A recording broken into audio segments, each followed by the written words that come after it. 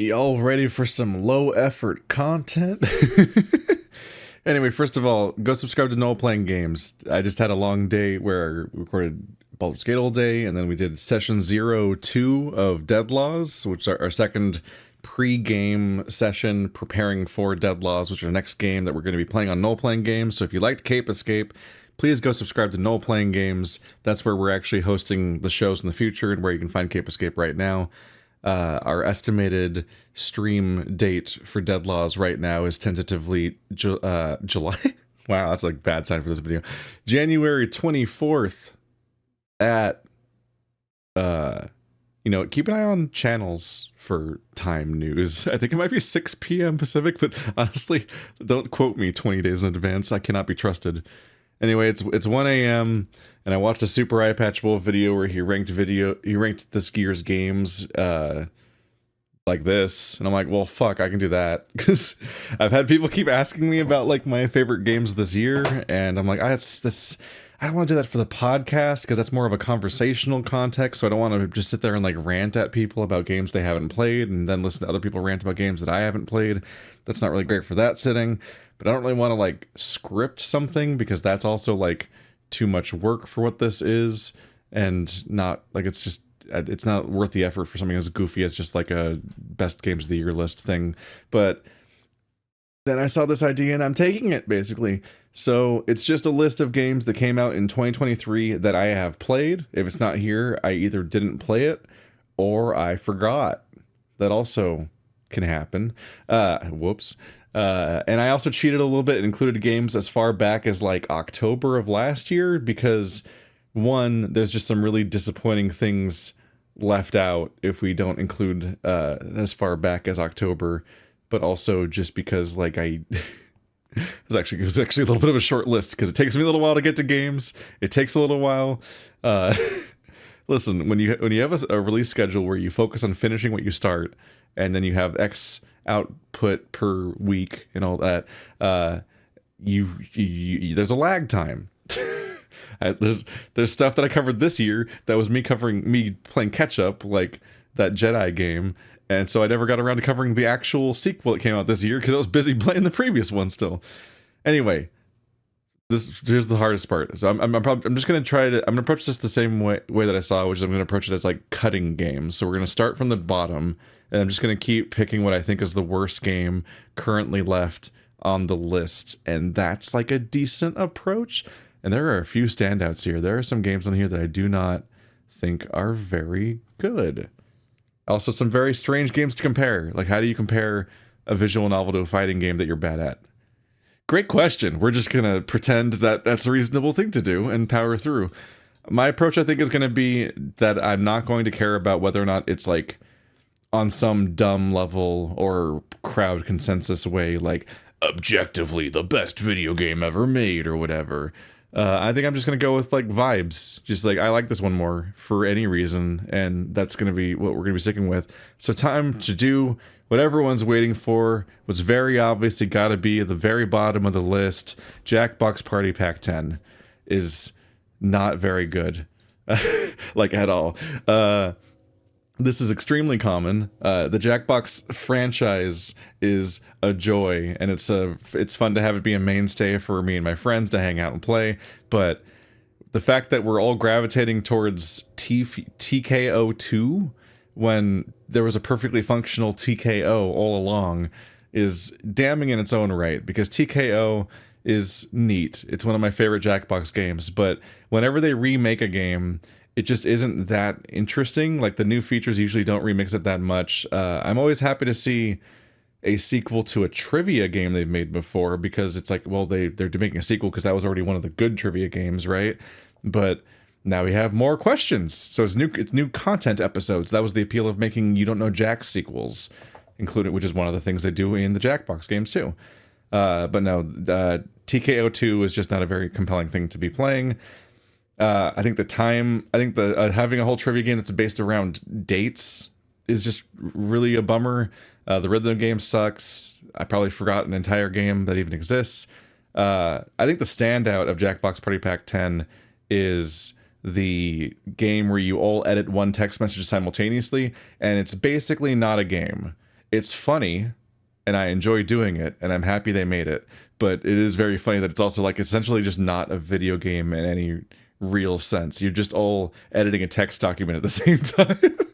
like this, like I'm on a Google Drive, so someone else could I could just give someone else a link to the spreadsheet, and we'd make a funny joke out of both editing at the same time. I'm not doing that.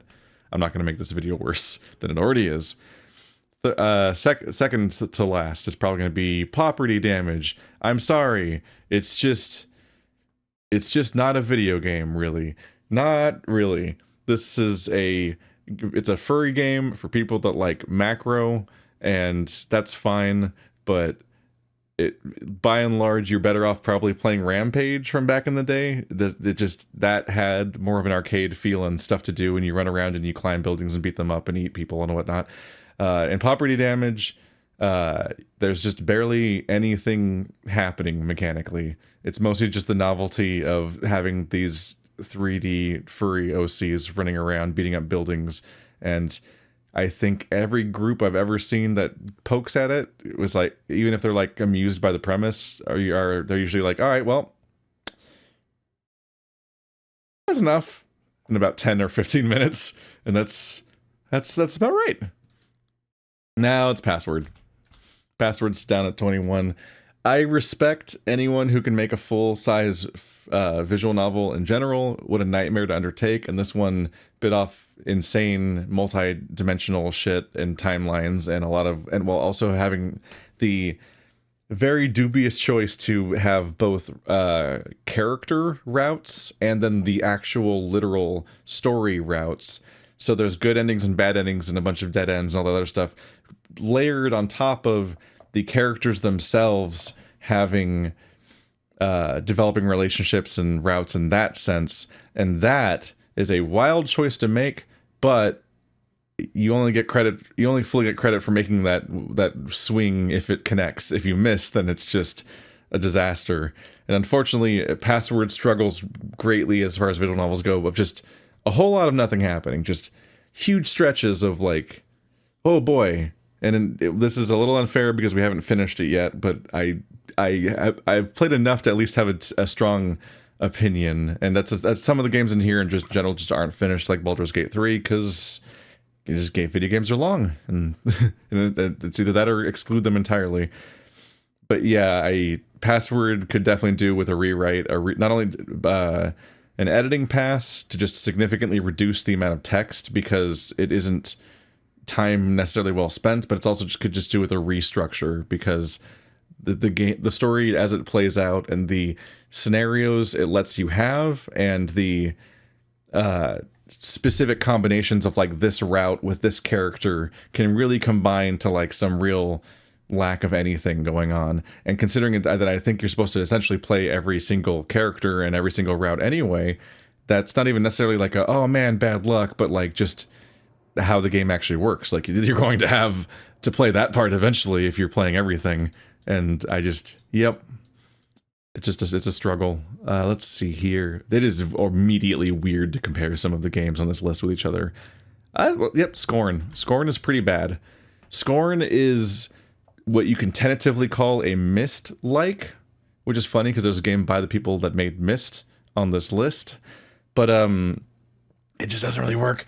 The appeal of Myst games is to wander around this environment and like intuit how this environment works and what the people here do and how they survive and how this facility is how it normally functions, and poking at that and figuring out what the puzzle is the whole thing.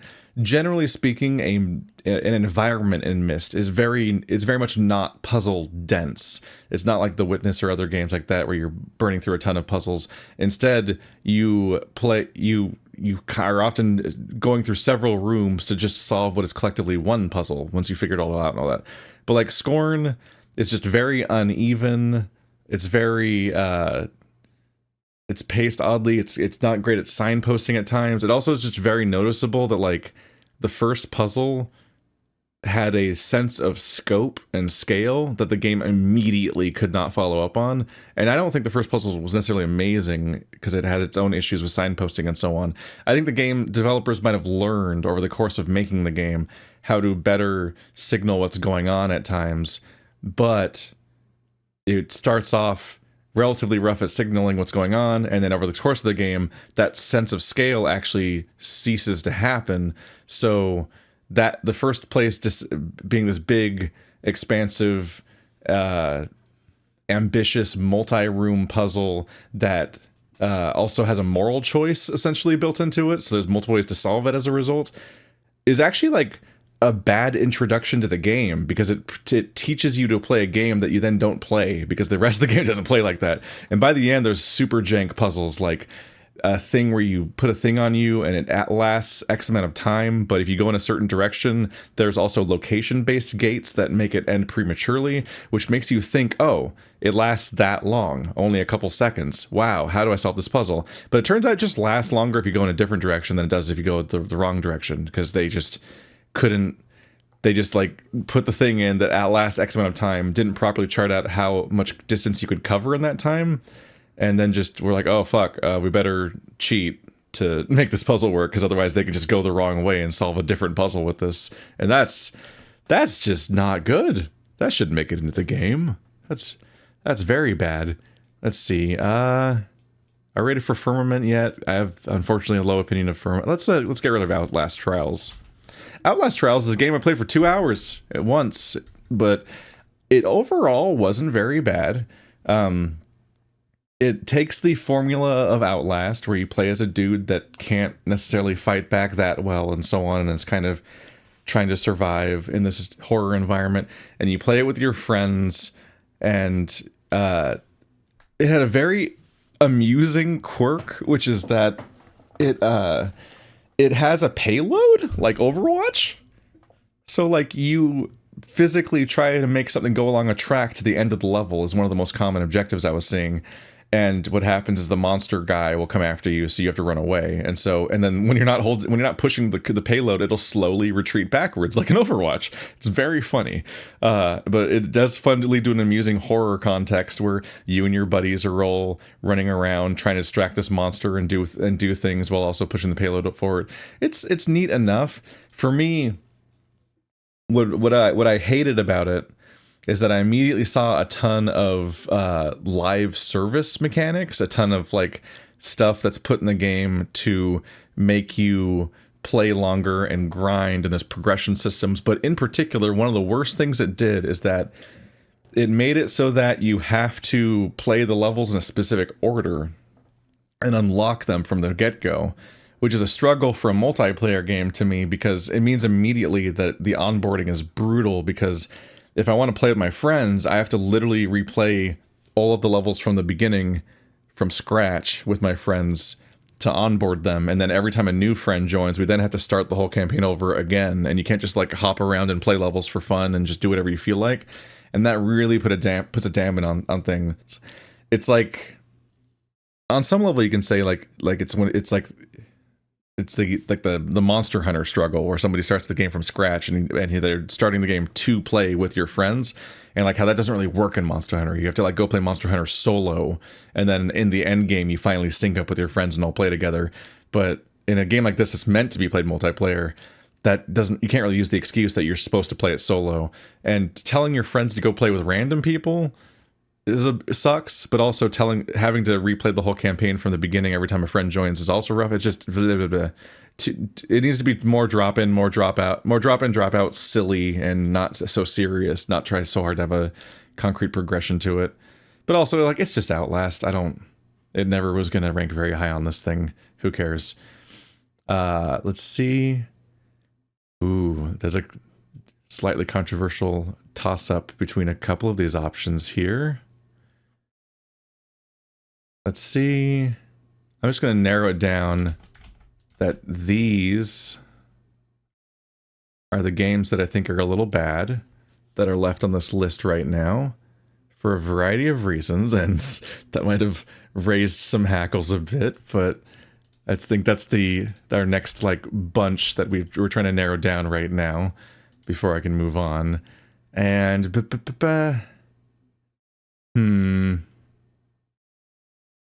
I gotta say, I didn't like Hi-Fi Rush very much.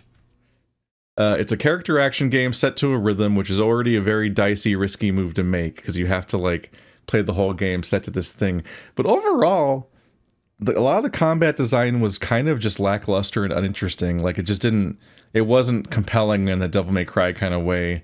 I find it kind of telling that a lot of people seem to think that one of the best moments in the game is, like, an extended QTE against a character that's like not quite a villain and sort of a rival, because like you're not at that point, you're not even playing an actual boss fight, you're just like slapping a thing. It's like that was a weird, I don't know why I phrased it that way. I kind of went on autopilot for a second there. But if you're just playing like a little like game of like, I don't know, Rhythm Heaven, WarioWare, like you're just like doing a little sequence of button presses in response to a stimulus that you just received, and just kind of looping like that. And I find that like relatively uncompelling. I just think that kind of sucks. Let's see, also the werewolf boss fight. They teased me with there being a giant werewolf boss fight, and he's not a character at all in the game. Every other character has more dialogue and more setup than he does. He basically he's practically established in the chapter that you fight him in, and never mentioned before or after, practically, compared to other characters, and comes and goes relatively quickly, and that was a bummer. The final boss fight I remember just kind of getting bummed out by eventually, like just wasn't super into it. But also, like, the rest of this list is kind of getting a bit stacked, albeit some of these are very fucking hard to compare to each other. Anyway, next up, Firmament. Firmament is a deeply disappointing game. It's a bummer, but it's from Cyan Studios, the creators of Myst.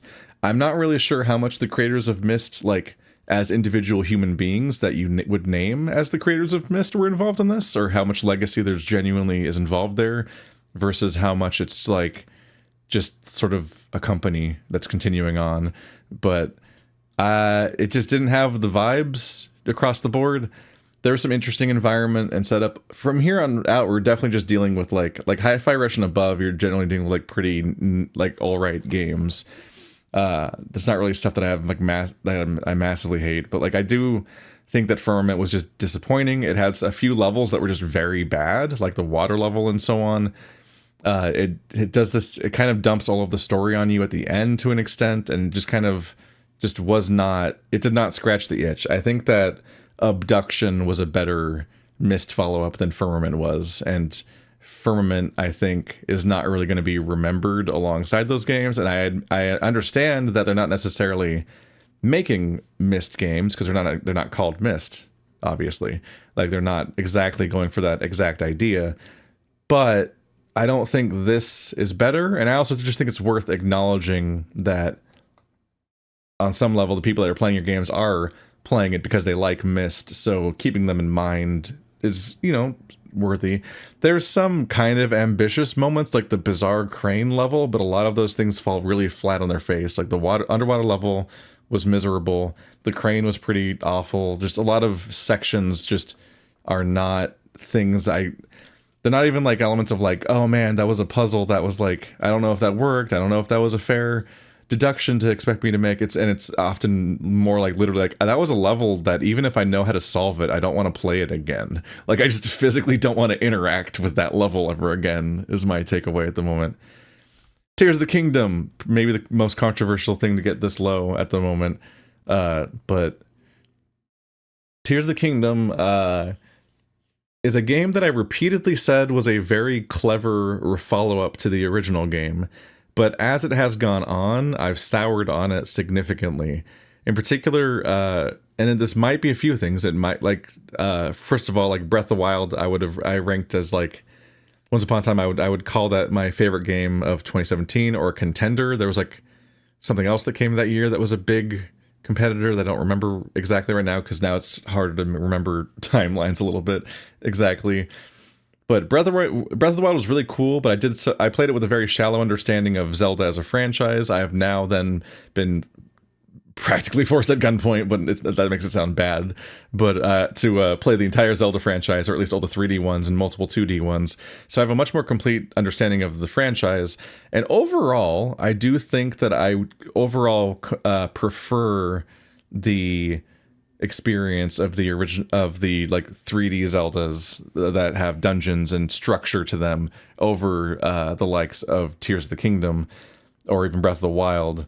I think Breath of the Wild is very interesting. It's a breath of fresh air. Haha. This is the funny joke. And like, kinda, yeah. Like it was interesting to see this approach to open world that encouraged you to kind of explore and use your eyes and follow your own curiosity. But I don't think you can then just repeat that idea in a sequel. Like I think that game runs exclusively on the novelty of it, to the point where like I don't see myself being likely to replay Breath of the Wild, because I'd have to, at the end of the day, it's a fucking huge game. So playing that massive game again seems like it'd be kind of a drag, honestly, because I'd have to redo all of that again.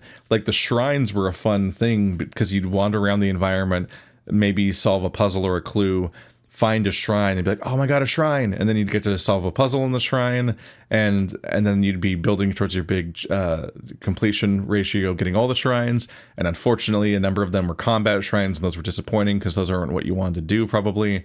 But overall, that was like that was a satisfying climb to do as somebody who has 100% of a lot of open world games and is really burned out on that idea and doesn't want to do that anymore for the most part. But I wouldn't want to do the same set of 120 shrines again, and given that that's like integral to how heart pieces and stuff work, that makes me just not want to play Breath of the Wild again necessarily. And what Tears of the Kingdom is kind of doing is it's kind of making me play Breath of the Wild again, and that's kind of a bummer. There's interesting ideas like the underworld being the inversion of the overworld, which like sounds lazy on some level and maybe is as a time-saving measure, but the fact that they have a direct relationship to each other does lead to some interesting interplay about how you think about those spaces when you interact with them. And then there's the sky world, which has nothing to do with either of the worlds. It's just there, but you can fly up there. But there's a few things there where like I think that getting to the sky world is mostly not very interesting, because you mostly just activate the towers and just fly up there, and that covers like 90% of the sky world. So traversing or accessing the sky world just isn't really gameplay. It's not like a bunch of localized puzzles and so on. The game wants you to check out all the caves in the world. The caves are bad content. They're almost never anything resembling a puzzle or a dungeon. It's just some random enemies, some random resources in a blobby cave. It's dumb, and I'm immediately done with that part. The underworld is pretty compelling in certain ways, but it has no shrines, so you already don't know that that's not involved. But one of the worst things about it is that there's not much reason to explore, because they gave you a unique resource you only get in the underworld, which is the stuff that you get that increases your battery, and also just a lot of the stuff you use to be able to craft vehicles, which is one of the main draws for people. And if you love the vehicle stuff enough, this might instantly be the game of the year for you. But they gave you almost no reason to actually explore the underworld, because instead of giving you exploration rewards tied to these core things they just gave you, they instead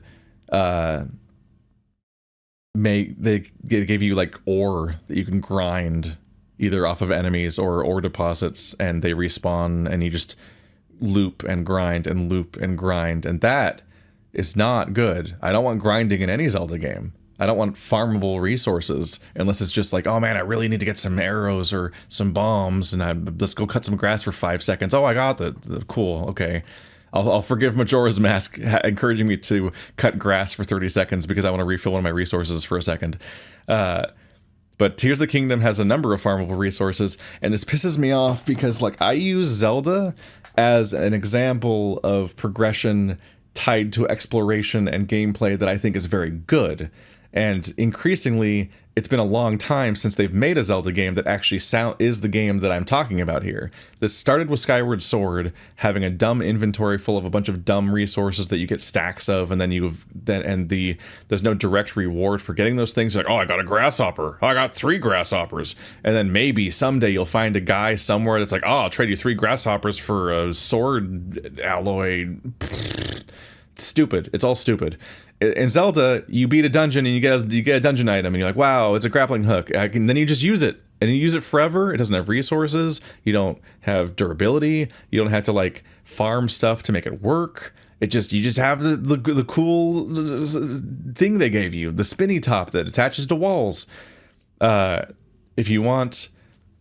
There are definitely like a couple of things where like there's like a couple merchants that be like, I'll give you a tunic upgrade for 999 rupees, and then you look at your wall like, my rupee I can't carry 99 rupees, and it's like, aha, see, it's not about farming the rupees, it's about finding the upgrade that lets you carry the rupees. Getting rupees itself isn't actually hard. It's getting the ability to carry the rupees in the first place. And where do you get that? Probably like a dungeon or a weird cave that you have to open up as a secret, or a weird quest chain. Like, you do things to get stuff in Zelda games, and they are concrete rewards. And to the point where, like, if you ask somebody that's good at that game and has it memorized and has played it a bunch how to get a specific thing, they'd be like, oh yeah, that's from this thing. Oh yeah, that's from that thing. And it'll be like a 1-sentence answer, and it will be a unique element of gameplay that was made that led to you getting that particular bottle or heart piece. In Tears of the Kingdom in Tears of the Kingdom and Breath of the Wild, you get more heart pieces by doing a billion shrines. And that's also your stamina. There's no heart containers or stamina containers in the game, except technically the 4 boss fights. That sucks. and it's like the Skyward Sword grasshopper problem multiplied by 1,000, because you have a billion trillion items. And they had the opportunity because they added a new meter to your character, akin to like the magic meter and stuff like that. They added the battery, and the battery is also not a thing that you get in any interesting way. You get it in a boring way via repetitive gameplay instead of like actually discovering things. And I'm just bummed out, because like the map of Breath of the Wild encouraged you to discover things, but the gameplay of these games, and increasingly in Tears of the Kingdom when they're doing a remix of the map and a remix of the gameplay loop and adding more and more things to get more of, increasingly the act of getting more of something is just repetitive, unmemorable stuff and not doing really cool things, which is normally how you get upgrades in these other games. The building mechanic is neat enough, but you just like don't. It's just, one, on a regular basis, it's easier and faster to just walk somewhere than to build a vehicle to go there. Like, it's just clunky and awkward and slow enough that it's just, you could just go there. It's not that hard, especially as then you unlock enough fast travel points that it completely becomes pointless. And so it's almost only ever helpful as a puzzle solution. And that's only in hyper-contrived scenarios where the puzzle is designed just for you to do that one thing. Like, for me, the struggle, part of the struggle with Tears of the Kingdom is that it puts its best foot forward in the tutorial.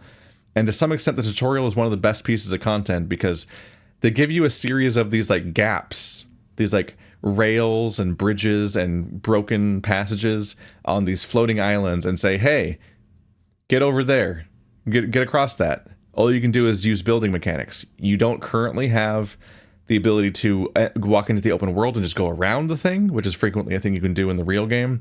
You don't have a glider, so you can't like physically cross the gap yourself. You genuinely have to build the thing, and it has to work and maintain structural integrity long enough to get across the gap, and it will probably fuck up about half the time, and you die in a really funny way and respawn and try again. That was really entertaining, and it was a more puzzle-oriented game that could have iterated on that.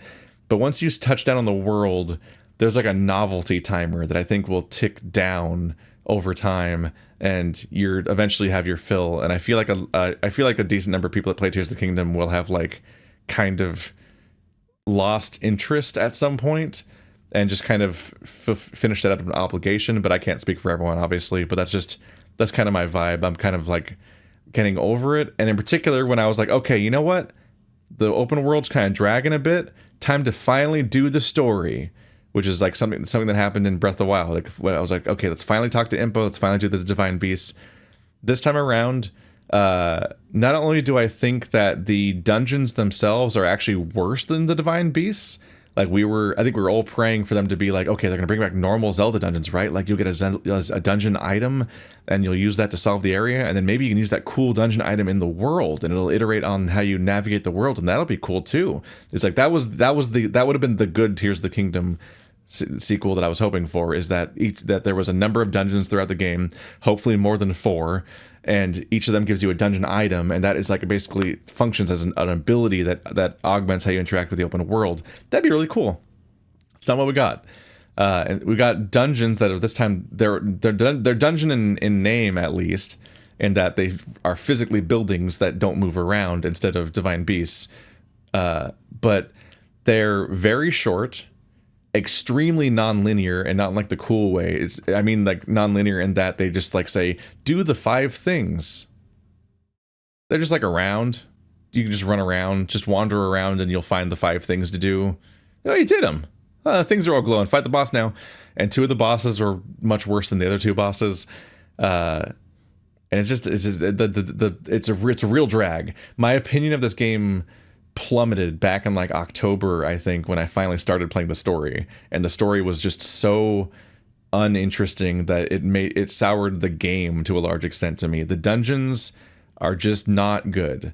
They're like the divine beasts were significantly more interesting because of the fact that they had like a thing where you could open the map and click on a thingy and make the beast like kind of rearrange itself, and it would affect the world.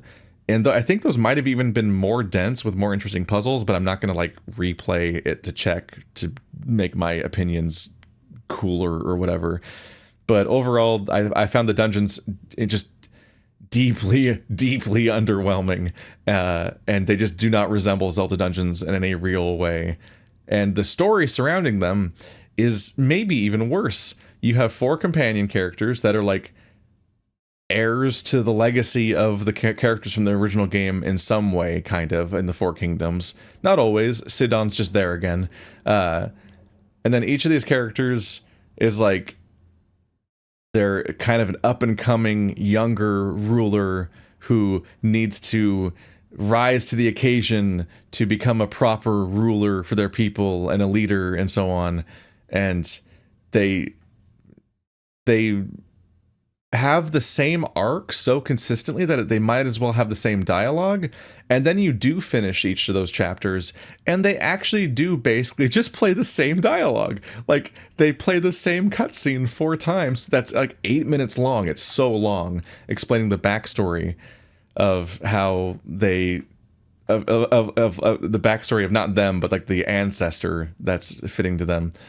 And these combinations of modern day and old day characters are flat enough that like I actually don't even remember whether or not the people from the past are the same people from the past as last time, or if there's no, they can't be the same people from the past because they're from they're from even further back.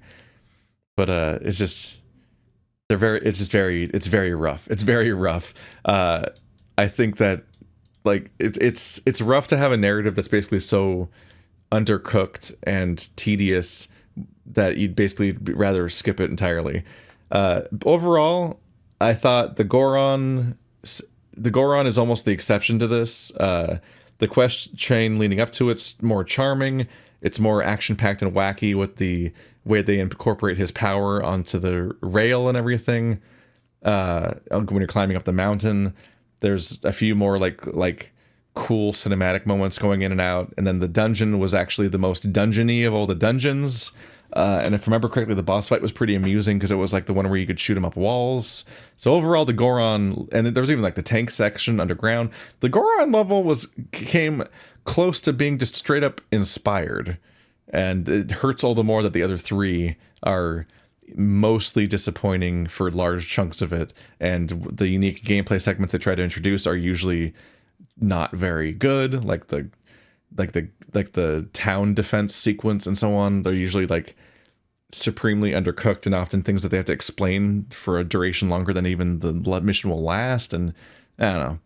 Tears of the Kingdom just is very disappointing. It's not like actively bad, because most of the games in this list just aren't actively bad, but it just does not rank overall. Like it does not make a top 10 list for the year for me, and I guess that's controversial on some level. But I think I'm ready for them to just go back to making Zelda games.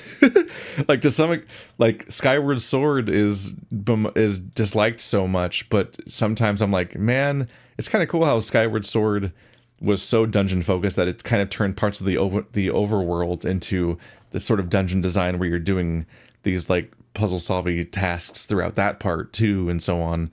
And I'm kind of like starting at the Breath of the Wild formula, then looping back to a thing that iterated on the Breath of the Wild formula. I don't think Breath of the Wild, but arguably twice as long, is a reasonable thing. It's just Tears of the Kingdom is just way too bloated. And I haven't finished it still because of how long it is. Still working at that. It needed more focus, and that'll be a theme for some of the games that I like more on this list. Is games that just actually no fat. Just give me the good stuff. Give me the good content, and don't like ask me to spend 80 hours here because look at this massive pile of things to do. Let's see. I think Street Fighter 6 has held on long enough. Listen, I'm not good at fighting games. I haven't put that much time into it. Blanca's fun to play. It seems good. I don't really know how to rank a fighting game. It could have been anywhere on here, but it seems neat. Anyway. I'd probably put Faith on here next. Faith is alright. It's a cute indie game where you walk around and do very extremely minimalist puzzle interactions in a horror setting because you have almost no controls and there's barely any graphics, and half of it's just interpreting what's going on there. I appreciate the labor of love that goes into the very goofy, like kind of terrifying but also very funny, super low detail cutscenes and all that, which are themselves hyper detailed compared to the actual gameplay where you're playing what looks like an Amiga game or whatever. It's a neato game. I was kind of even though it's relatively short duration though, I was kind of over it near the end. So I didn't really like the idea of replaying the levels over and over again to get different outcomes. Not because I'm against that idea, but because I was just like, this was neat. I'm ready to stop. Was sort of the takeaway at that point. Oh, this is actually getting hard now. This is, if you made it this far, you've won. Which is funny because it's the majority of the games, but you know what? I try really hard to pick games that I'm gonna like. And these are all pretty good fucking games that I'm gonna try not to talk about too much because this video is too long and I had a Zelda rant in me. I haven't played Zelda for 2 months. Sorry, Patreon, but I haven't played Zelda for 2 months because I'm just letting that backlog burn a little bit because I'm taking a break from it so I can try to come back a little smoother next time. Smoother? Whatever. Friends versus friends. It's cute. You run around and play a little shooty game. You throw cards at each other. You don't literally throw cards at each other, but you use little powers. It's cute. I don't love the gunplay itself. Like, I don't love the feel of it. The spammy shooting where you're trying to, like, out-headshot your opponents by getting X number of headshots in a row. I don't think that the card gameplay is, like fair in nature, but I don't think it necessarily has to be. Like, it can just be a wacky little Mario Party thing. I think to some extent it hits me at the Orcs Must Die thing, where sometimes when I'm just playing Orcs Must Die, I just want to play the traps more and shoot less. Like Orcs Must Die, the trap laying is fun and using powers can be fun, but spamming your crossbow for so long just kind of like, well, I'm just shooting them. And to some extent there's an element of that with Friends vs. Friends where you, like, at the end of the day, and the majority of it is still just you using your normal gun to try to outmaneuver and shoot the enemies, and the cards are more of a little funny little trick as opposed to kind of being more of a main character sometimes, to the point where sometimes they can be almost entirely negated or have a minimal impact on the round altogether. But ultimately it's just, you know, it's kind of shallow. You play as funny little furry guys, play with your friends, and it's fun enough that we had a good time, and we'll probably play it at some point in the future when we remember again. But there's just not all that much going to it. I don't think that's even vaguely controversial. It's a cute thing. Um, this is getting harder. This is getting harder. The Case of the Golden Idol is neat. It's an investigative game where you see a crime scene basically paused at the moment of somebody having died, and you put together a complex web of who died and how, and all the verbiage of that. It gets a little jank trying to interpret the logic of what they mean sometimes, but eventually you can, if you pay enough attention, you can find the clues that overall make it mostly make sense. It does struggle with the thing that a lot of these games do, where it's just the temptation is there to just take the two last options, just like put them in and switch them if you're wrong. And one of the rough things is the fact that like if you're down to X number of options and you think you're right and you put stuff in and then you don't win, you're like, oh, well then it's just the other, then I just switch these and that's the answer. And finding out that the answer that way is kind of disappointing, but that's like the necessary mechanics of them locking in whether or not your answers are right eventually, so that they can make the game and in any way confirm anything. It's tempting to put this higher, but this list is just kind of wild, honestly.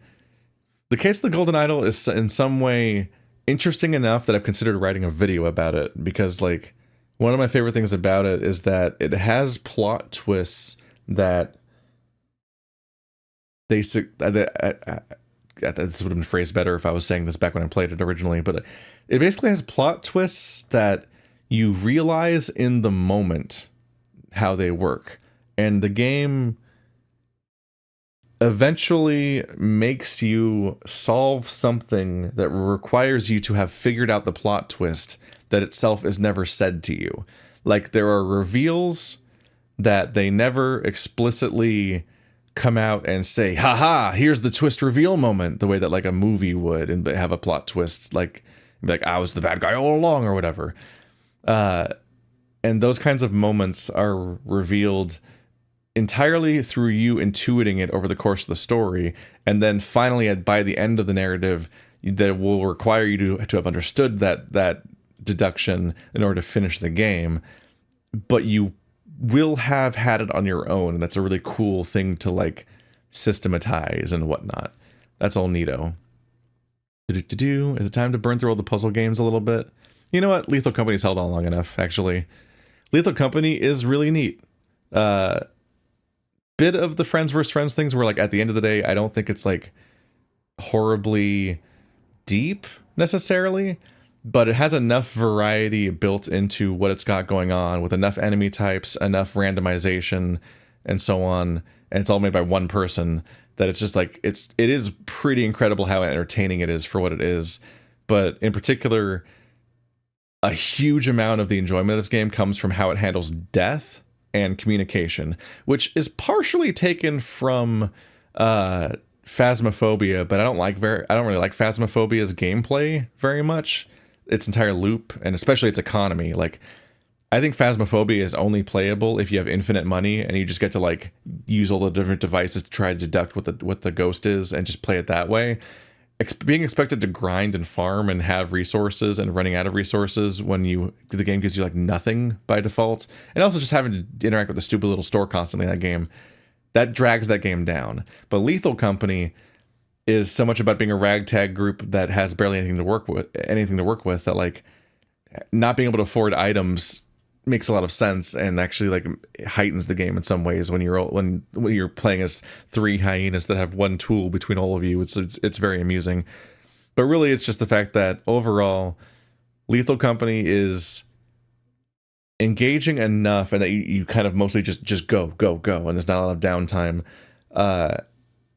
And then you have, but it's relatively quiet, and it's not that scary and not that brutal, so you kind of get a little too brave and kind of be a little too aggressive, and then just die comically and quickly from just absurdly lethal things. And I love the fact that you can only hear people that are near you, and so there's this incongruity of knowledge of what's even happening between players. And then when you die, you just hang out with your buds that are also dead and chat and watch the other people struggle and giggle and have a little giggle about the asymmetrical information of like what they know or don't know about what happened, or whether or not they've even realized you're dead and all that. It's all goofy. I look forward to the game having more content, because it's already very enjoyable. It's a better party game than like Friends vs. Friends, and especially Jackbox Party Pack 10. So it's already off to a good start. I just hope for more randomization. I hope for more like entire environments, and that like not necessarily the overworlds, but those would be good too. And also maybe if those could be randomized in a more interesting way, like whether or not certain fire exits are even accessible from run to run changing, instead of the environment mostly being identical at all times and some pumpkins move around.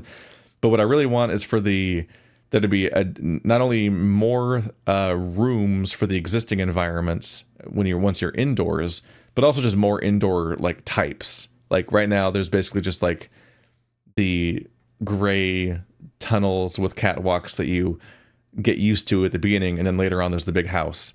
And I like that those environments feel different, not just aesthetically, but like how you navigate them and conceptualize them, especially with the giant entryway that the house has.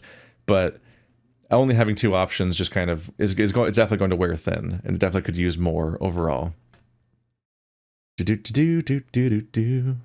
These are getting really good now. Shit. Talos Principle 2. Controversial maybe to have it this far down. Talos Principle 1 I rank really highly and had a great time with, and also was kind of important to my channel, and it's how a lot of you found me and so on. The sequel's kind of disappointing. And it's like, it doesn't do anything actively aggressively wrong. But when you start the game, you see the template out in front of you of like, here's how many levels there will be. Here's how many puzzles there will be per level. Here's how many quote unquote secrets there will be per level. You see the statues, and the statues are 3 types of statues that repeat over and over again and largely do the same thing. And only one of those statue types really will have proper secrets ever. And then the rest of the game mostly just plays out as expected. And every 3 like levels you play that each has 10 puzzle chambers in it.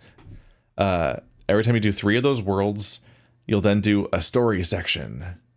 And then you genuinely do commit to that pattern 4 times in a row. 3 levels of 10 puzzles each, story section. 3 levels of 10 puzzles each, story section, until you've done all 4 story sections. And then the game just ends. And you're like, oh, really? And like, there's technically a secret, which is that you collect all the stars to do a little bonus thing where you then do a bonus puzzle in each area and then get the secret ending.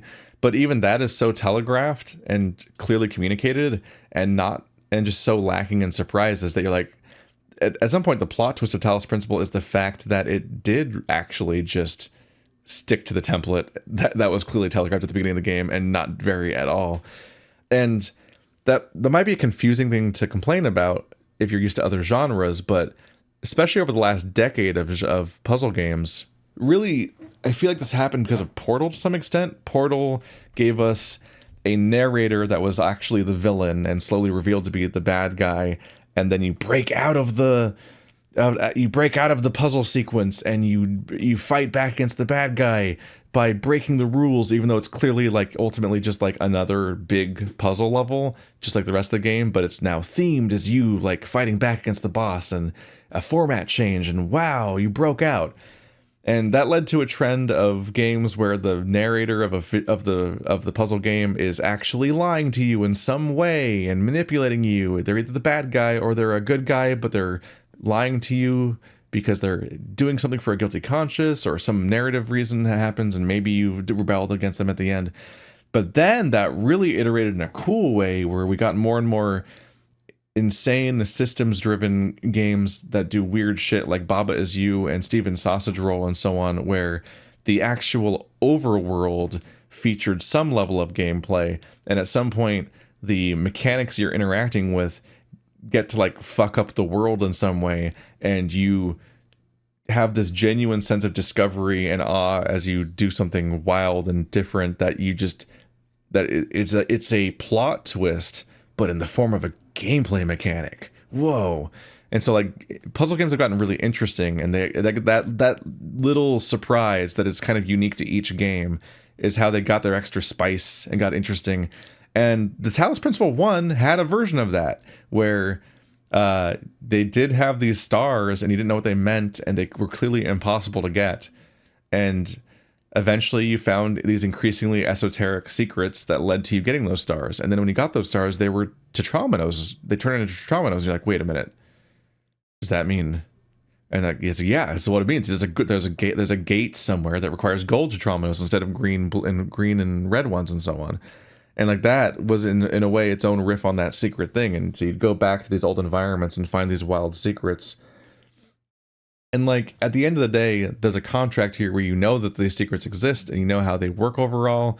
So like it's not that much of a surprise, but at some point you'll have that satisfying aha moment. It's kind of like how you know what puzzles are, and so you solve them, and you'll have that point in solving a puzzle where you're like, well, that's impossible, but then you solve it anyway. But that the satisfying thing is having the realization of how to continue forward and like, oh shit, here we go. And that stuff's neat. And that's Talos Principle just doesn't do that. It's so paint by numbers, and like it's a good paint by numbers. Like the puzzles are fun. Some of the gameplay mechanics they introduce are very forgettable and not that interesting and come and go in the course of one world and almost never come up again. And other ones are like actually the core elements of the game. And also I don't actively dislike the narrative. I think the narrative is neat and their new approach of telling it is all right. It really does just come down to like the game is so clearly telegraphed to be structured one way and then actually is and just never does anything that leads to you kind of like falling into like a routine. The game just kind of becomes sleepy where you're just hanging out and it just kind of keeps going for a few dozen hours of doing exactly what it said it was going to do. And you're like, all right, well, I know exactly how far in this game I am. I am an hour 12 out of 25. I can already estimate how long it'll take to finish this game because it has no surprises in wait for me. Let's see. I think Before You Depart has held on long enough. Like, Before You Depart is good enough that I want to make a video about its narrative, but it is just a quick 2-hour game jam game, but it's a good one. It's a real good furry visual novel that you'll read in about an hour or two, and it just does neat things with its very cohesive art style and its neat little narrative. It was a memorable, neat experience, and it meant something to me. So it ranks pretty high. It makes it all the way up here, above some way ahead of Zelda, I guess. Enjoy thinking about how to rank Before You Depart and Zelda on a list to begin with. The real answer is who cares? This all vibes. Top 10 lists are stupid. Unless they're lit. Like, I can kind of see why a top 10 would work if you're just talking about like, here's the top 10 shooters of this year. But I don't even know how you compare some of these games with each other. It's a false premise. It's a goofy ass nonsense idea. To do Taiji wins is it the top puzzle game of the year? Yeah, I think that's the last puzzle game on here.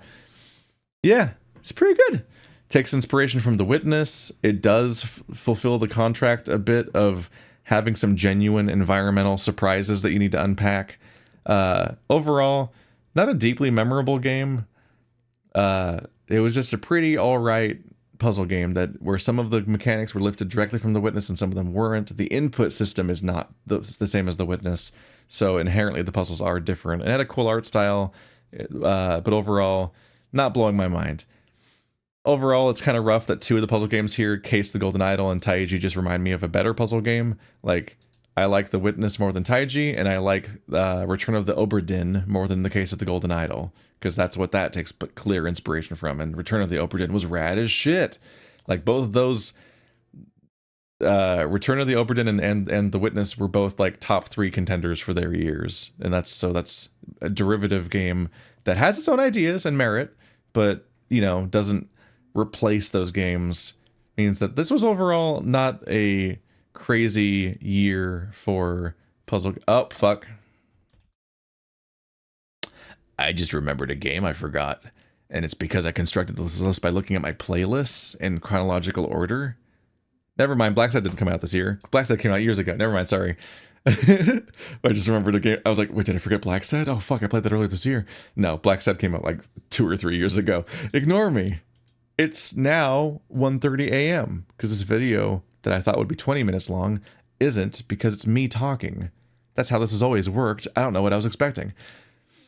Resident Evil 4. That's going to be the next one down. It's neat. I don't love Resident Evil 4 to begin with. Compared to other Resident Evil games, I prefer Resident Evil 1, 2, and 3. My favorite Resident Evil games, I think, are probably Resident Evil 1 Remake and Resident Evil 2 Remake, which is funny to say them both in that cadence because Resident Evil 1 Remake is made in such a different context than Resident Evil 2 Remake, because 2, 3, and 4 are the modern remake trend that are made in the wave after Resident Evil 7, but not in the style of Resident Evil 7, which is the surprise at the time. They're very different in the way that they're like these pretty fast-paced third-person shooters that then have to morph the game to maintain the tension that used to be afforded by the sloppy and clunkiness of your character, and are now reinforced by the durability and unpredictability of the enemies kind of like lurching around and all that. They're pretty interesting. Resident Evil 4, I think there was a few things that disappointed me, but I don't remember them as clearly anymore. But it did iterate on and improve on a lot of the stuff from Resident Evil 4. There are things that are charming about 4 that are missing in the remake, but there's also elder elements there's just like a lot of really, I think there's a lot of levels in Resident Evil 4 that are just kind of bad. Like the weird boat harbor level where there's a bunch of artillery shooting you, and the weird underground caves that make no sense as far as like how they interact with the environment are just very strangely implemented. People have said what I was supposed to do ultimately and corrected me about my mistakes, but overall I still think that like the part where you can choose between two directions, and one of the directions is a cool chainsaw lady gauntlet and the other one is a really bad fight against a Gigantos in a hallway, is dumb. Which is why they got rid of that choice in the remake, and they gave us another different version of the cool chainsaw arena, because that's obviously the better content. Like there's some mixed stuff, but overall, I think that Resident Evil games should not have a store. That's my line in the sand about, like, that summarizes a lot of what I think is better and worse about the other remakes versus 4 and 8. Is that I don't think Resident Evil games should have a store. I think that leads to a knock-on effect of a lot of stuff I don't like. I don't like the idea that new weapons are introduced and you can't really quite tell whether or not it's worth it to upgrade or not to upgrade, and you have to sell stuff, and there's a weird currency of like feeling like you overinvested in stuff that you're then not going to use later. I don't like that technically all the weapons are optional. You can just use whatever weapon you feel like, because they'll just change the pool of ammo that drops to be for the weapons you use, and so actually it doesn't matter what weapons you use, and it's just kind of a strategic choice. There's a lot of good going on. Like overall, like one of the highlights of both games is the part where you're stuck in a house with Louis. I don't remember his name exactly. It's been a while, but the hot guy. And just enemies pour in from every direction. Like both versions of the game have a cool version of that level, and that feels desperate and chaotic. And part of the appeal there is that you only have so many resources and weapons so far, because it's also early in the game. To some extent, I think both games kind of fall off after the first third. Like I think that the village part is the better appeal, and I think that the games are kind of a bit less interesting in the castle, and then just actively worse when you get to the island. I don't like the island at the end of either game. I think that the second game improved it, because I thought that the first game, I think I just actively disliked that level. But I do think that the games kind of reduce in how interesting they are over time. But yeah, I want the store to go away, and I prefer the games where you have a big environment to explore, where you're looping around, and we're safe. I want the safe room to be a meaningful mechanic. Like you go in the safe room and you're safe here, and you're actually making important choices about what you're going to hold in your inventory and what you're not holding in your inventory. And I know this is just me complaining about a game not being a different game, but it's a little valid when it's the same franchise. But overall, Resident Evil 4 and its remake I like less than Resident Evil 2 remake and Resident Evil 3 remake and 1 remake for the reasons of just like the core choices. They're different between those things. And there's a bit like my Zelda complaints in that at this point, now there's 2 Breath of the Wild games. That's just like a type of Zelda game. And I don't think that I want the franchise to go there overall, I guess. This is getting really tough because these are weird games to compare to each other.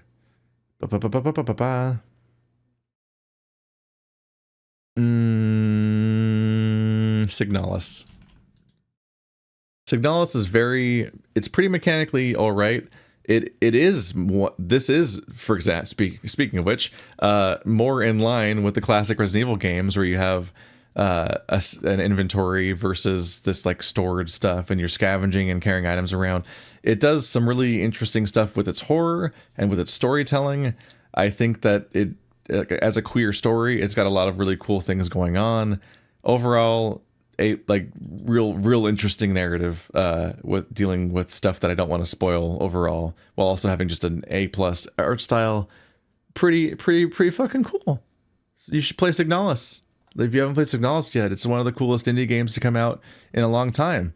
You can trust me because I said so.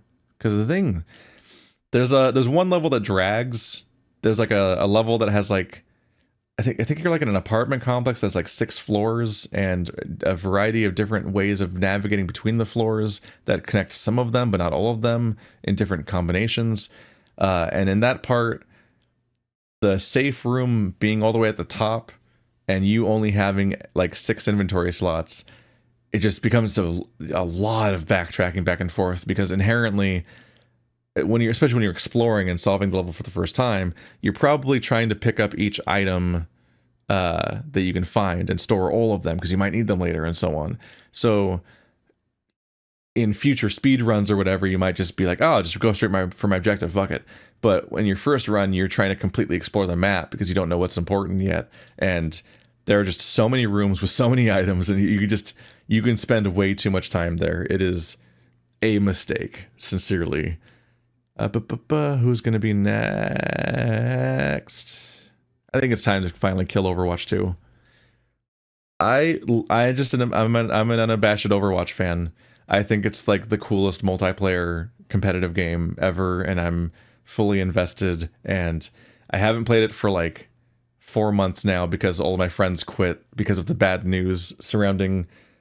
There was a few things that killed them off. One was just the actual online experience in a few ways, and one was the PvE being canceled and being handled so poorly. And I'm mad about that. Like the moment they announced the moment the PvE became a series of mission packs you have to individually buy, the quality didn't even matter anymore. It was just the fact that like logistically, I just immediately knew, oh, I'll never be able to play this with my friends.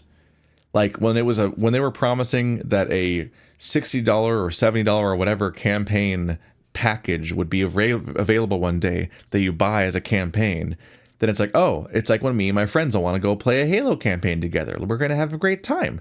Which ironically, speaking of which, Halo Infinite campaign, not like that, not being I think they might have eventually had a multiplayer, but that not launching with multiplayer, like, and then having to hear about the patch one day. Like maybe you'll hear one day they added multiplayer, I don't know. Not being able to just cleanly play that game front to back as a series of missions with my friends really killed any interest in playing that. But anyway, I hated the ambiguity with Overwatch 2, and it's actually still ambiguous to me in that I actually haven't checked. I don't know if you can currently buy the season 1 map pack or whatever now that season is over. Like, I don't know if you even can buy the first mission pack anymore. Maybe you can. I would hope that you could. But one of the worst things about everything being attached to a battle pass is that it was sincerely hard to tell, and you couldn't really be confirmed anywhere, whether or not you'd be able to buy the missions after their season happened, or if they'd go away forever, and maybe you kept them if you bought them, but you can't like go back and buy them. But even then, if you wanted to wait for them to finally finish what is functionally like the campaign or whatever and play it with your friends, like the idea that you'd have to convince your friends to buy like 7 mission packs or whatever to like put together the overall narrative, and it's probably way more than a normal video game costs for relatively little content per purchase, and you have to convince all of them in your 4-player party to all buy all the content, which is all served piecemeal. Like, it sucks. That sucks so much compared to being like, oh, me and my friends are all gonna buy Halo 3 and we're going to play the Halo 3 campaign together. You know, Halo 3, the purchase that is Halo 3 featuring the content of Halo 3. And then you just drop in with your friends and you just play it. And there's not like weird progression systems or attempts to milk money out of it. It's just, you bought the game and go play with your friends.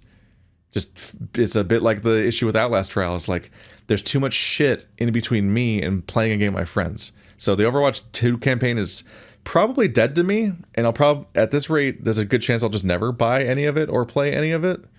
And that was their primary way to get money out of me, because the game itself is free to play, and I don't care about cosmetics enough to spend money on them for the most part. So like, yeah, I was really banking on that campaign being an interesting co-op experience in some kind of Left 4 Dead sort of way that gave me another way to enjoy Overwatch. This is a very negative rant about a game that's this highly ranked, and you know, that's the vibes.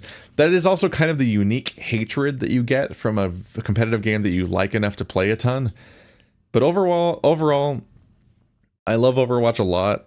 I think the characters are really interesting to learn how to play and how they interact with the maps, and the big complexity of figuring out how characters work on different maps and how your team composition is going to work overall. But also the characters are just like they're pretty entertaining. The game having a wild variety of them just leads to some really cool gameplay. You definitely can be flattened.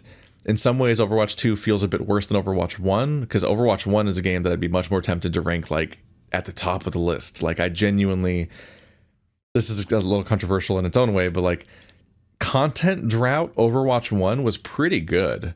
Like, when they weren't releasing any new heroes and so on, like, I definitely was like, I was itching for them to add something because I like the game and I would like to interact with new things. But the game was in a pretty good place, I think. Like, as a physical product, the community might have been waning or something because of the lack of content and stuff, but that was a really interesting game. And I think reducing the tanks from 2 to 1 per team has made the tank role kind of frustrating and stressful to play in a way that's kind of a bummer when that's what I was kind of getting good at, and I've shied away from that. But overall, I still have a really good time with Overwatch 2, and I would definitely still be playing it if I had the friend group to play it. But that's kind of fallen out of my life a bit, so maybe the game's dead to me. I don't know. We'll see if it comes back at some point. And for those of you that are thinking like, well, I'll play Overwatch 2 with you, it's like, well, the struggle there is I've got a routine built around a particular social group already, and so it kind of just comes down to what they're up for, because I can't keep layering on more social groups for every game that I would like to play. A similar problem is having with Street Fighter 6, where I just like, I'd love to play Street Fighter 6 more and learn it better, but that's much easier to do if my closest friend group is into the idea of playing Street Fighter 6 more, because adding more to my schedule, it just doesn't work.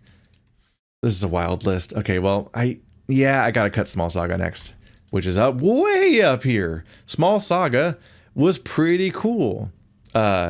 It's a well-told story, told in a real passionate way. Fantastic art, fantastic music. It's really like, it comes so close to being the all-around A+ at everything.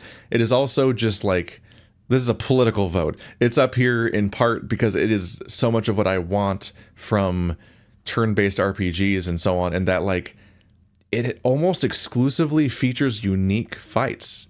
There's a few things, like there's a part where you're fighting a bunch of guards because the whole point is you're breaking out of a place, so they have like multiple fights against guards, even if they're similar to each other, because it simulates the idea that you are physically fighting your way out of this place.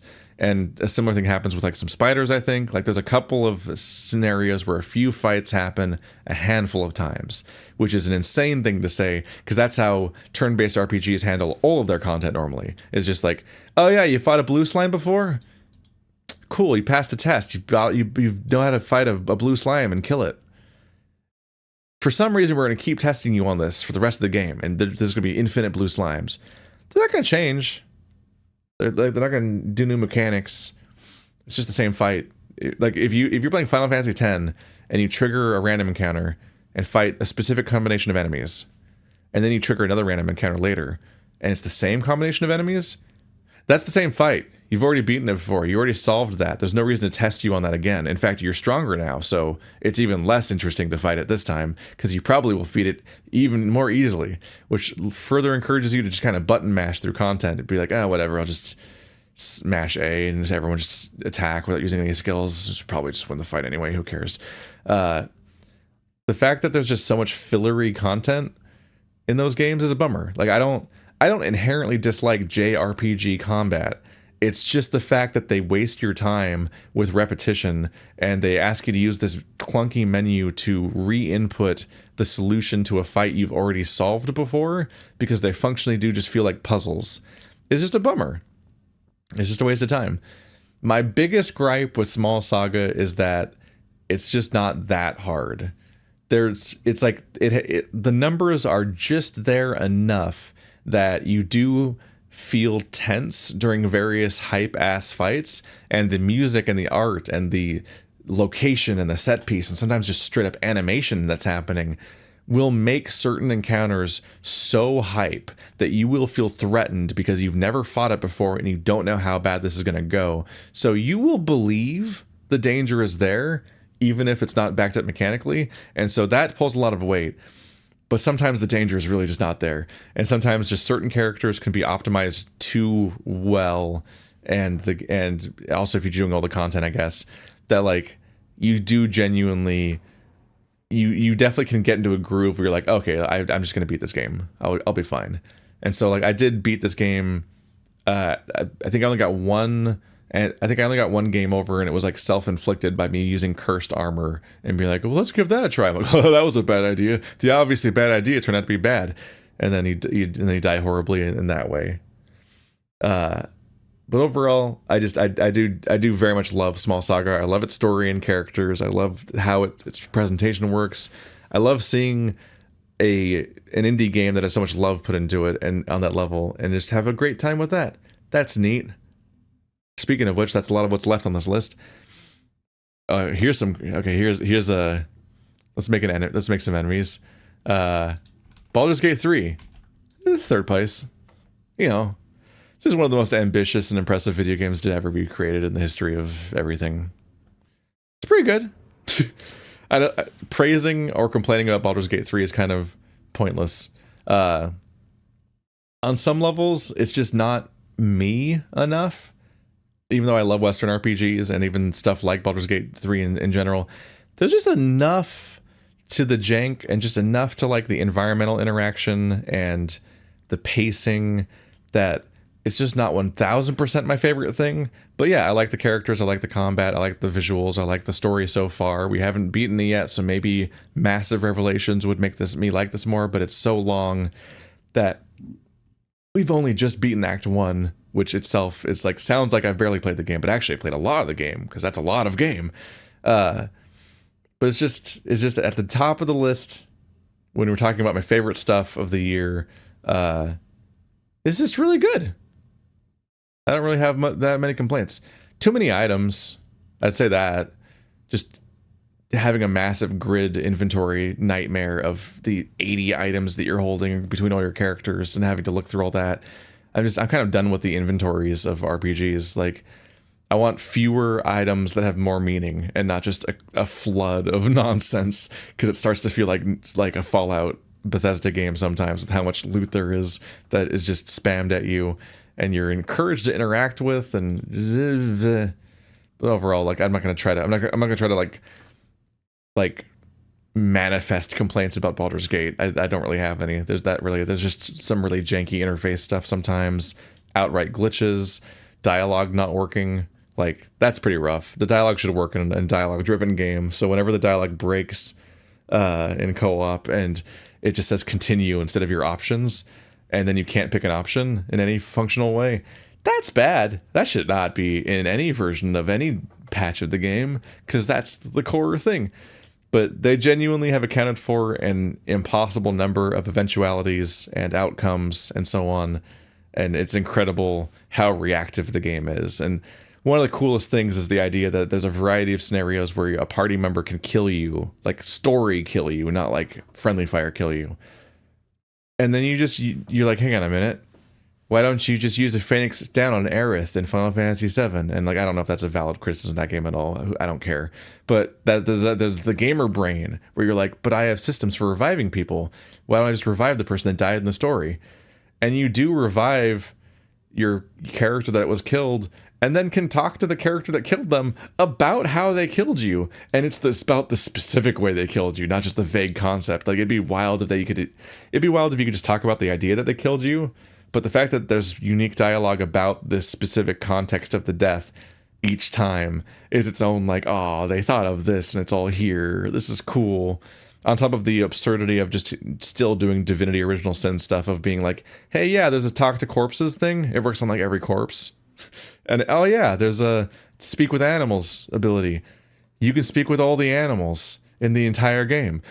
And like, there's not, even when there's not even that much content to it, you're like, oh my god, this is a fully voiced game where you can talk to every animal and they all have a voice actor. And some of them are really funny characters. It's cool.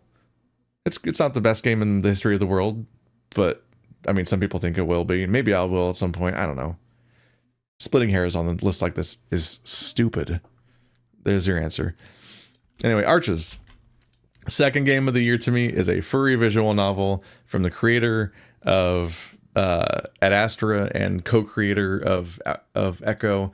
Not a massive surprise necessarily, although this certainly makes my list unique. I don't think a lot of people would, especially people with YouTube channels, would make a top 10 of anything that would be like, yeah, the furry visual, I guess the furry kinetic novel is in second place. I guess it's called a kinetic novel when it has no choices, which Arches doesn't. So it's just it's basically a picture book, I guess, if you want to get down to it. But Arches gets into such a viscerally personal territory with its storytelling, and it not only does it interact with Echo in such an interesting way, but its presentation with like the art style with Paint Fox and the backgrounds by Cardamon and all the other stuff going on is so. It is a lot of that stuff is so stepped up in a way where it feels like a very cohesive experience in a similar way to Before You Depart, that sets it apart from a lot of furry visual novels that are increasing, which are often this very jank combination of like free assets and the art that they have on hand and maybe a combination of artists. Like, the production is stepped up, which is the thing that I value personally. There's people who love the jankiness of something like Echo with its presentation, and I'm not massively against that, but I do sincerely appreciate when the whole thing feels really coherent and put together. But also just Arch's narrative is absolutely wild, both in how it interacts with Echo and where it goes ultimately, and it gets deeply personal and frankly upsetting, but not in like this like not upsetting like the like just like edgelord sort of way, but like oh, this is like this is coming from a place. And I think it's just a very impressive for what it is, and a story that really knocked it out of the park, and in many ways might be better than Echo, which is wild in its own way. But Arches is genuinely like there's definitely the people that will say that it needs to have choices and stuff like that, but aside from that, like, it might be, it's a contender for like best in the medium in some ways. Like, it's that really worked out. Anyway, obviously the last one's Fear and Hunger 2 Terminal, because that's the last one that's on this thing. Listen, it's a very me core game. I've probably complained about this game a bunch, and that itself is also like a level, sometimes to some extent, like a level of friction and so on that itself has an appeal. This game hates you a little bit. That's at least a little bit. But also, it's once again, like, it's another example of like a no fat game. Like, here is the very specific idea it's doing. Here's the environment and characters in which it plays out. Here's the interesting mechanics that are full of both things that make sense and some surprises. There's a ton of discoveries to make over the course of playing it. I've likened the Fear and Hunger games a little bit to like what I've observed about speedrunning, because they're just you iterating on your runs and trying to finally succeed at playing a game like Fear and Hunger remind me of the narrative I always hear from the outside, because I'm not a speedrunner, of like when people are figuring out and solving a game that's being speedrun and that's popular on some level, and like, oh, in the earlier runs it's just this approach, and it's just trying to kind of playing the game fast and optimizing, and then like big breakthrough happens in March of 2016, and like you keep having different breakthroughs, and the whole understanding of the game is kind of shifting as a result. Like there's a wild arc to your knowledge in Fear and Hunger that's very rewarding. I love games that you continually learn about while you're playing them, like, and those ones where it's like it taps a little bit into like that games you can only play once territory, like Outer Wilds, except you definitely can play Termina again. Like you won't recreate the same knowledge arc that you had the first time, but you can definitely still play it again with a different character in a different context and have a different experience, and keep kind of like iterating and looping in that way, and not exclusively because of randomized elements, but because of other things too. And then to some extent also continue with diminishing returns, but continue that like knowledge arc of learning even more things. Like we did another playthrough where we kept learning more things. And I also love, like, I love the high intensity combat, the how consequential things are. Like for how much I maybe got infamous for not liking turn-based RPGs, and because of my complaints about all these JRPGs I've played, like Small Saga is a good example of me loving a turn-based RPG, and Fear and Hunger is also just like a really cool experience built around turn-based combat. Like turn-based combat was never my problem. It was always the game surrounding the turn-based combat. And if all you can think to do is just have a video game where you have a linear story play out over the course of 50 hours, and it just throws like the template of turn-based combat at you that has been being used across all these other games, and just says, "Hey, yeah, do it again." It's basically the same as that other turn-based combat game you played. Just keep doing it. Yeah, keep doing the same fights over and over again. Then I don't want to play your game. But if you're going to actually think about the turn-based combat and how it benefits the game, and think about what turn-based combat can bring to your game and what you can bring to turn-based combat, and actually come up with an interesting loop there, and have the turn-based combat interact with, like what's really interesting is when a game like this kind of does like elements of like Darkest Dungeon but better, in that each fight is affecting your characters and has a knock-on effect for the other fights, and so there's an evolving scenario over the course of the fights that leads to like, oh, it's the same fight but not being like a thing. Like if you fight the same encounter twice back to back, technically it can have such a different context because of how your party's playing out, because of these like survival horror mechanics. But even when that's a possibility, it's actually relatively uncommon to do the same encounter back to back in Fear and Hunger games, because there is a decent variety of enemies, even if it's not huge. It's strewn across this map that has fairly different encounters, and the environments don't take a huge amount of time to traverse, so you're changing locations with relative frequency, so it just all hits better. There's just like a lot to enjoy about Fear and Hunger. It felt a little ballsy for it to directly evoke, just like how the first game directly evokes Berserk, the second game directly evokes Majora's Mask. I'm like, that's a little ballsy, because that's a serious contender for my favorite Zelda game. It's definitely the most interesting Zelda game. And this game does take direct inspiration from Majora's Mask and does things with it, and is a good example of really running with an idea and your inspirations and iterating them and bring a lot new to the table. And so this is a good example as a counterpoint to games like Taiji and Case the Golden Idol, which are not unoriginal, but they are noticeably derivative in a way that you keep... There we go. You do keep thinking about the other game, and you probably still think the other game's better. I definitely see there being a possibility for people to play Fear and Hunger Termina and think, oh, This is better than Majora's Mask. In some ways, it's different enough that's silly to compare them, but I might even like it more than Majora's Mask. I don't know.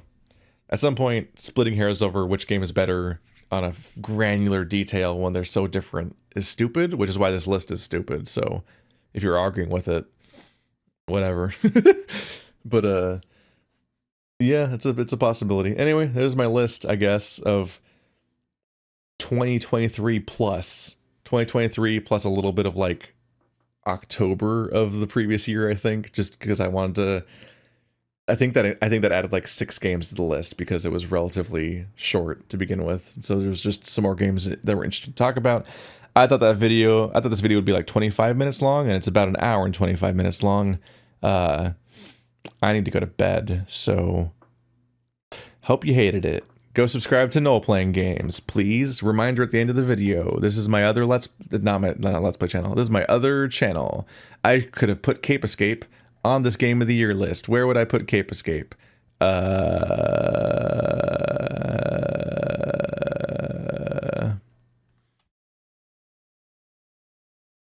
Cape Escape. It's like 7th place? It's like better than Resident Evil 4 Remake. Maybe not as cool as Signalis. These are really impressive. But Cape Escape was wild.